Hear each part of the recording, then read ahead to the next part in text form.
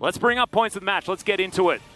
As T1 will face off against Live Sandbox. We do have some surprises as well, based on the players that are going to be participating in today's best of 5.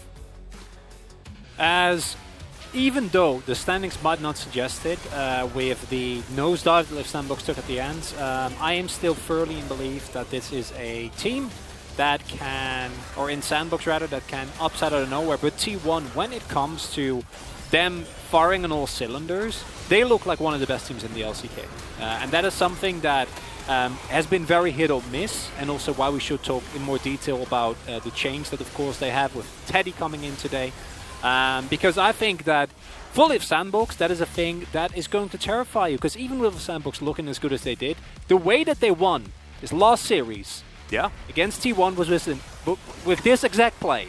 And it was Effort wearing the Alistair skin of his opponent's colors as well.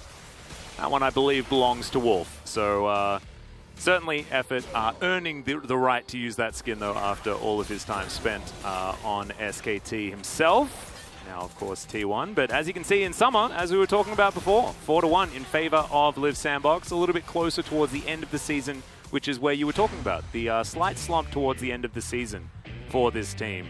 As Keria versus Effort, I absolutely love this matchup. For me, these are the 2 best performing supports of this season.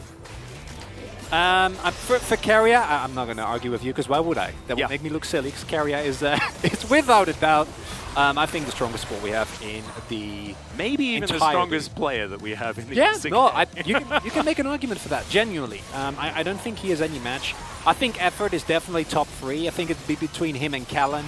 But Effort, I think, has been more important than Callan, because Effort's roams, and look at that, there we go. Yeah, it doesn't spend a lot of time on the bottom side. And it's something that is the main reason, in my opinion, why Live Sandbox in the mid part of the season looked so dominant. Because I think later on teams got a little bit better at actually taking into account where Effort was, where did he go. But at the beginning, he won so many games single-handedly just by catching people off guard. Yeah, that's exactly right. Let's have a look at this mid matchup. Victor versus Lucian is what we're going to be zooming in on here. But as we can see, the matchup, not too bad for Fate here, as you can see. I love that Fate is actually named after Twisted Fate, and probably because he saw Faker playing it. That's what I have in my mind. Because, of course, Faker probably the most famous Twisted Fate player since Messiah. And just really, really cool that there is sort of that. You can say that for so many champions, though, Atlas, because we're looking at true. His rise, yeah, right?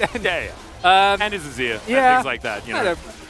We can go on and on. And the rise, I think, is going to be one of the most hotly contested picks today, because it is one of the things that allows T1 to play that extremely decisive, snowbally early game style that they've been so adept at.